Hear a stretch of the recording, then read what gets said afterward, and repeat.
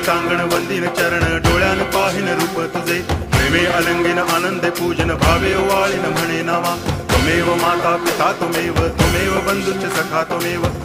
विद्या करुणं त्वमेव सर्वं मम देव कायेन वाचा मनसेन्द्रियैर्वा बुद्ध्यात्मना वा प्रकृति स्वभावात् करोमि यद्यत् सकलं परस्मै नारायणायति समर्पयामि अच्युतं केशवं रामनारायणं कृष्णदामोदरं वासुदेवं हरि गिरिधरं माधवं गोपिकावल्लभं जानकीनायकं रामचन्द्रं भजे हरे राम राम राम हरे हरे हरे कृष्ण